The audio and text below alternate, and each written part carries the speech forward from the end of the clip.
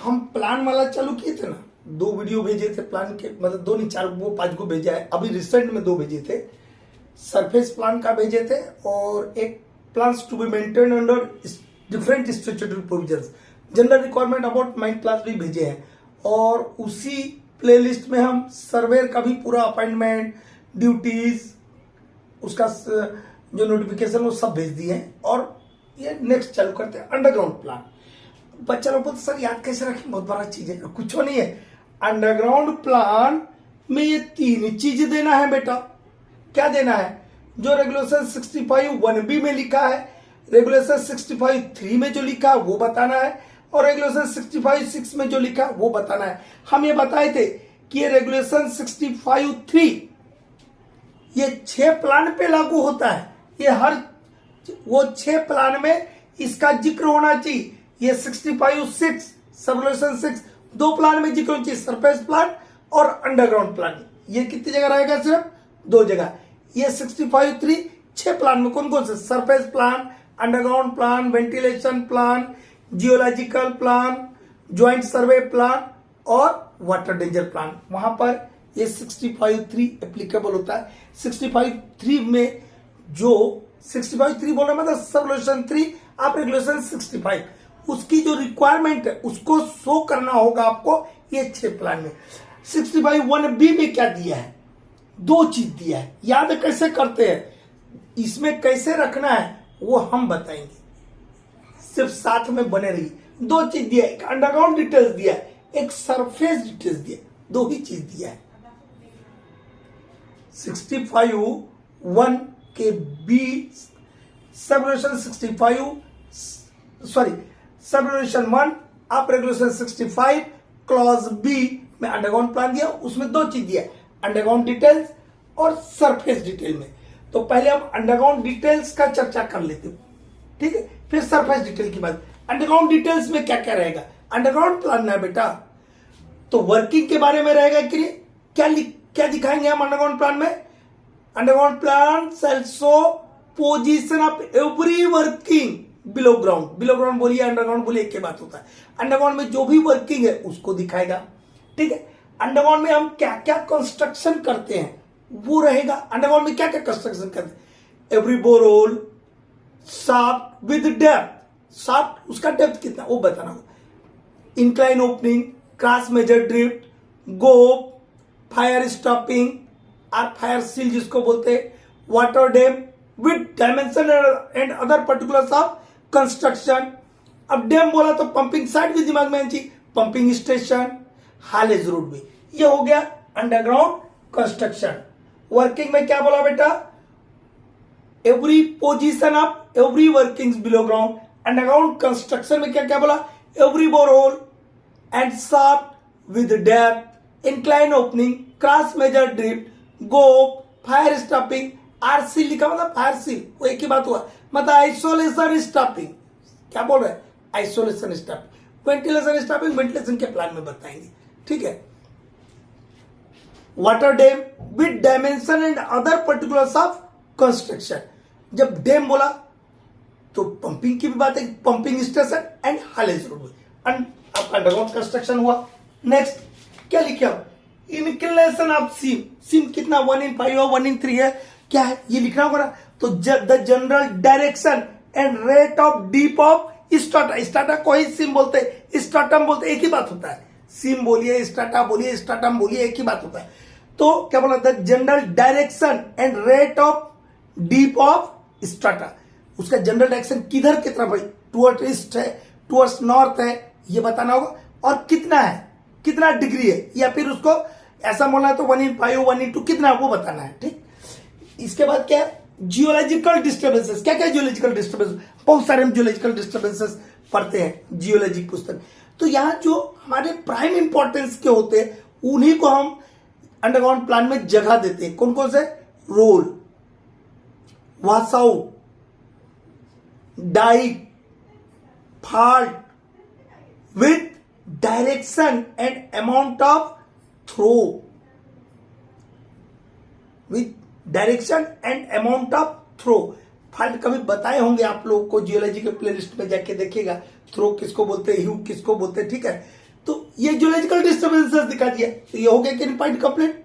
क्या क्या दिखाना है? Every roll washout dyke fault with amount of with direction and amount of throw. ठीक है। Abstract of all statutory provisions, abstract of all statutory restrictions. ठीक है। जो भी उस पर्टिकुलर वर्किंग के लिए जो भी रेस्ट्रिक्शंस है उनको दिखाएंगे। और आप लोग बोर्ड एंड पिलर का प्लेलिस्ट में जाके देखिएगा, वहां पे हमने एक दिया है स्टैट्यूटरी रेस्ट्रिक्शंस रिगार्डिंग डेवलपमेंट, और first class second class winning and working वाला जो प्लेलिस्ट है वहां जाके देखिएगा तो एफएमसी 1 है, वहां पे डिप्लेयरिंग के लिए क्या क्या रेस्ट्रिक्शंस है वो दिखाया है। ठीक है। तो वो दोनों को देखिए, वही वाली चीज को लिख देगा कि हम 60 मीटर वाटरलॉग के अंदर काम कर रहे हैं तो हमको क्या क्या स्टैट्यूटरी रेस्ट्रिक्शंस है, क्या करना है क्या नहीं करना है तो कैसे करना है, वो एक छोटा सा एब्स्ट्रैक्ट छोटा सा में लिखा रहेगा। ठीक है।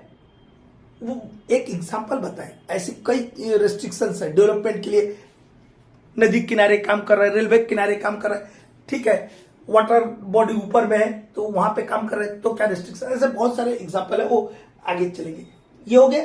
तो इतना ही अंडरग्राउंड डिटेल 65(1) में दिया है, और प्लस क्या लिखा है? Surface detail. सरफेस डिटेल में जो सरफेस प्लान में आप लोग को भेजा हूं उस सरफेस प्लान की सारी डिटेल्स लिखेंगे।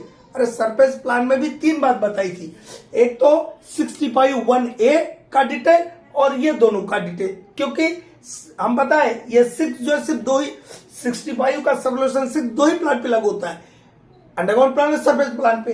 तो इनमें क्या बताए थे हम?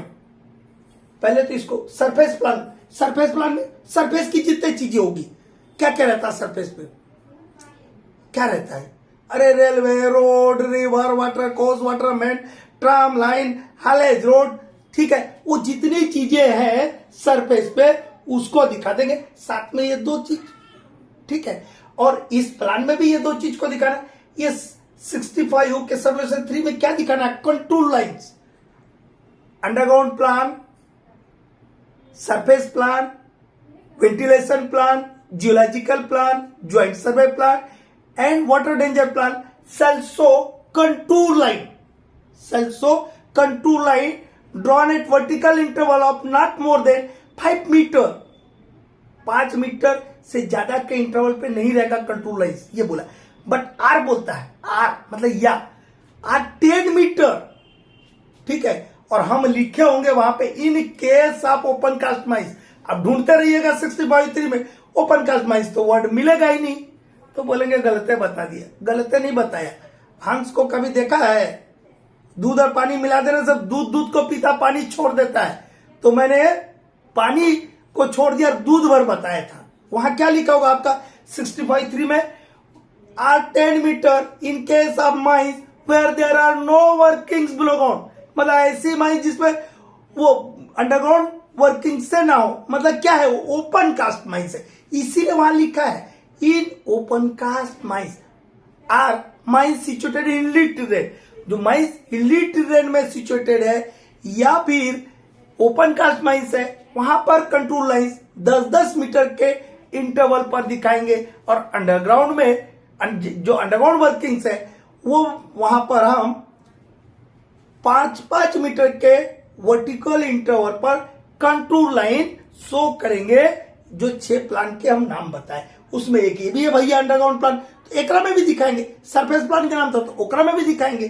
ठीक है। तो क्यों ओपन कास्ट लिखा वहां पे? अब समझ आ गया? नहीं आया हो तो एक बार फिर से सुनिएगा। ये 65(6) ये बाउंड्री दिखाने के लिए बोलता है। ये 2 ही प्लान में दिखाना है, सरफेस प्लान और अंडरग्राउंड प्लान में। सरफेस प्लान हो चाहे अंडरग्राउंड प्लान हो, उसमें माइन का बाउंड्री को दिखाना है आपको। ठीक है। अब वहां पे हम बताए होंगे पूरा लंबा चौड़ा कि ये 2 टाइप के जो प्लान है, surface plan and underground plan, shall show the settled boundary of the mine, or in case of disputed boundaries, the boundaries claimed by the adjacent owner of the mine। ऐसा बताऊंगी। कहने का मतलब क्या हुआ बेटा? उतना इफ बट में मत जाइए। कहने का मतलब कि बाउंड्री माइन के बाउंड्री को दिखाना है सरफेस प्लान पर भी और अंडरग्राउंड प्लान पर भी वहां पे जो लिखा उसका भी मीनिंग बता दो कि यदि आपका दो अगल बगल माइन है या दो या तीन चार जो भी अगल बगल में माइन है और यदि सेटल्ड बाउंड्री है 1 to 1 और 1 to 2 क्या बोलता है ओनर एजेंट और manager shall have fixed boundary of the mine, ऐसा बोलता है ना। तो यदि वो है तो ठीक, और यदि डिस्प्यूटेड है तो जो बगल वाला ओनर ने जो बाउंड्री क्लेम किया उसको आपको ये दो प्लान में दिखाना है, इतने मतलब बाउंड्री शो करना है। इतना बार दिमाग में रखिए ना, बाकी तो अपने आप एंटर कर जाता है।